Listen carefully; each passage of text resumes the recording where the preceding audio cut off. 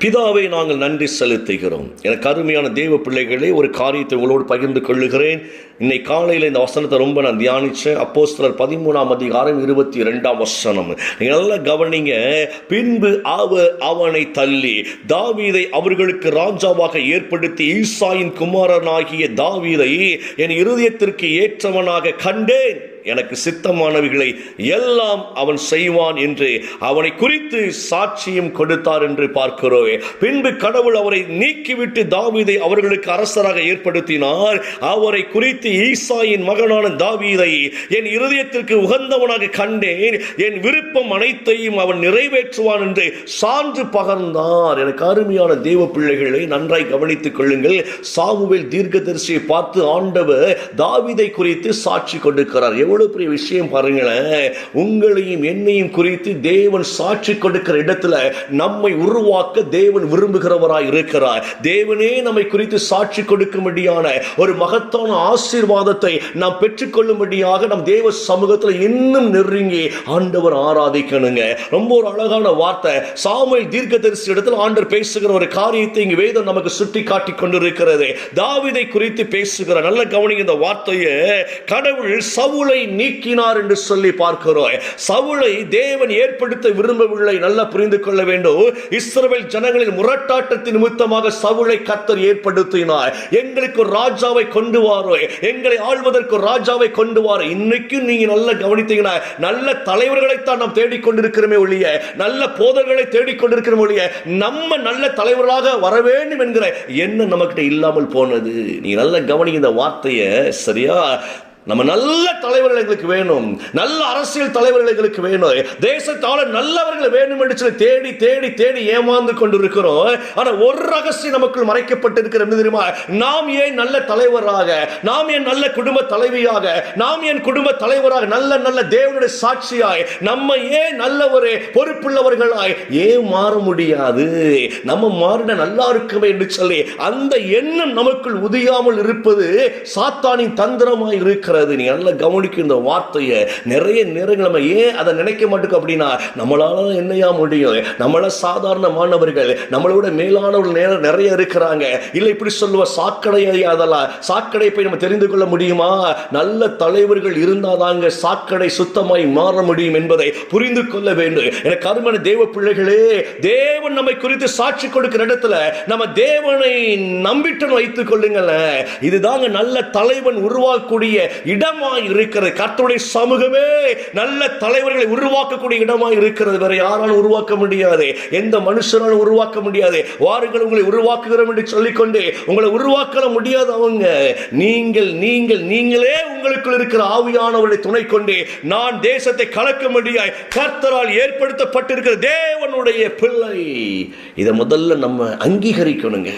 நம்மை கொண்டு தேவன் பெரிய காரியம் செய்ய தீர்மானம் பண்ணி இருக்கிறார் என்பதை அங்கீகரிக்கணும். அடுத்த தலைமுறைக்கு நீங்களும் நான் லீடர்ஷிப் குவாலிட்டியை உண்டாக்கி கொள்ளும்படியாய் கர்த்தர் அழைத்திருக்கிறார். அடுத்த தலைமுறைக்கு நீங்கள் நானும் தான், நம்ம தான் வழிநடத்தக்கூடிய இடத்துல கர்த்தர் வைத்திருக்கிறார். இங்கே தாவீதை குறித்து ஆண்டவர் பேசுகிறார்.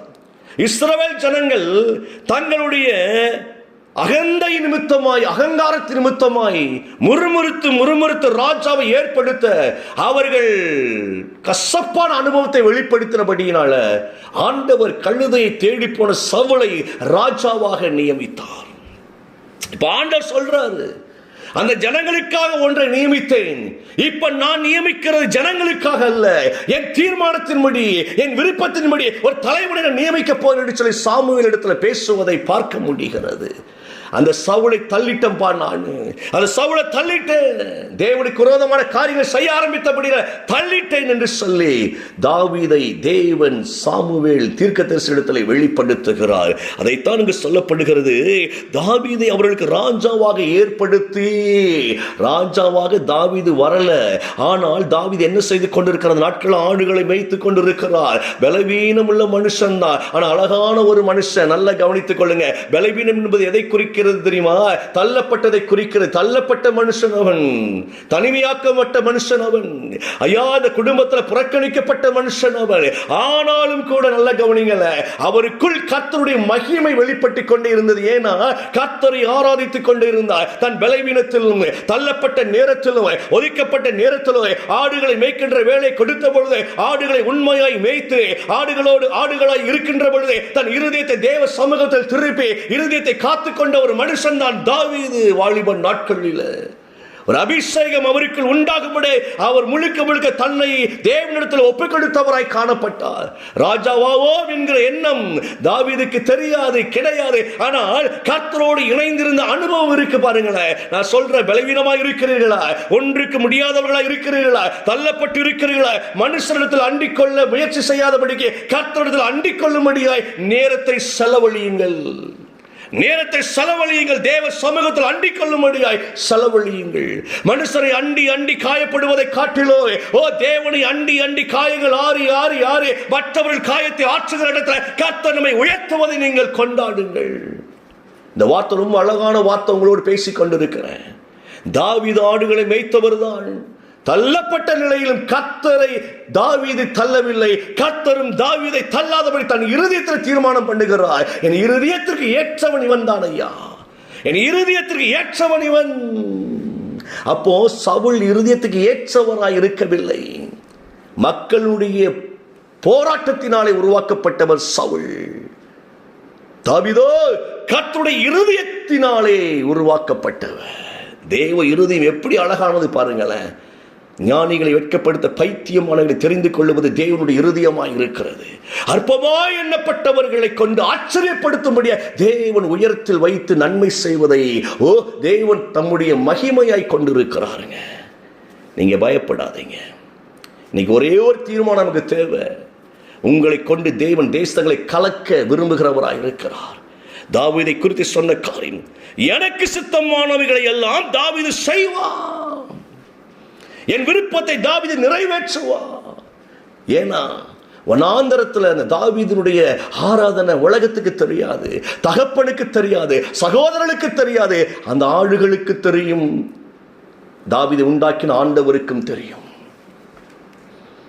அந்த ஆண்டவர் தீர்மானம் பண்ணுகிறார். உங்கள் தனிமையில் நீங்க தேவனோடு உறவாடுகிற பொழுது நீங்கள் தேவனின் பிரியமுள்ளவர்களாய் மாறுவீர்கள். என தனிமை என்பதுதான் முக்கியமான நம்முடைய டைம், நம்ம உயர்த்தப்படுவதற்குண்டான டைம். நல்லா கவனித்துக் கொள்ளுங்க. தனிமை தான் நம்முடைய ஆயுதம் தேவனால் உயர்த்தப்படுவதற்கு. ஆனால் தனிமையை இன்னைக்கு வீணாக்கி கொண்டிருக்கிற கூட்டம் பெருகி கொண்டிருக்கிறது. உங்கள் தனிமை என்பது உன்னதமான ஆயுதம் என்பதை புரிந்து கொள்ளுங்கள். அந்த ஆயுதம் கர்த்தரோடு இணைக்க அப்படி அந்த ஆயுதமானது அப்படி பல தேசத்திற்கு ஆசீர்வாதமாய் எழும்பும் இயேசுவின் நாமத்தினால. தனிமையில கண்ணீர் வடித்தது போதும், தனிமையில தேவையில்லாத காரியங்களோடு சம்பாஷித்தது போதும், தனிமையில உறவுகளை தேடினது போதும். தனிமையில கர்த்தரை தேடுங்கள், தேவனை அண்டிக் கொள்ளுங்கள். தாவீது கர்த்தரை அண்டிக் கொண்டவராய் தேவனை பற்றி கொண்டபடியினால தாவீது தேவனுடைய இருதயத்துக்கு பிரியமானவர் மட்டுமல்ல, தேசத்தின் ராஜாவாக. அதே மாதிரி நம்முடைய வாழ்க்கை ஆசீர்வாதமாய் இருக்கும். தைரியமாயிருங்கள். தனிமையிலே தேவனோடு உறவாடுங்கள். தனிமையிலே தேவனை அண்டிக் கொள்ளுங்கள். தனிமையிலே தேவ கிருபை உங்களை தாங்கிக் கொள்ளு. தனிமையில எந்த காரியத்தை குறித்து யோசிக்காதபடிக்கு கர்த்தருடைய இருதயத்தில் மட்டும் இணைந்து கொள்ளுங்கள். கர்த்தர் உங்களை ஆசீர்வதிக்கிற நேரம் பிதாவை நன்றியோடு துதிக்கிறோம். ஆண்டவரே, இயேசுவின் நாமத்துடைய கரத்தில் ஒப்புக் கொடுக்கிறோம். கர்த்தரின் ஆவியானவர் தொடர்ந்து பெரிய காரியங்களை பிள்ளைகளுக்கு செய்வீராக. இந்த வார்த்தை நம்முடைய எங்கள் எல்லாம் கரத்தில் ஒப்புக் கொடுக்கிறோம். இயேசுவின் நாமத்தில் ஜெபிக்கிறோம் நல்ல பிதாவே. ஆமென், ஆமென்.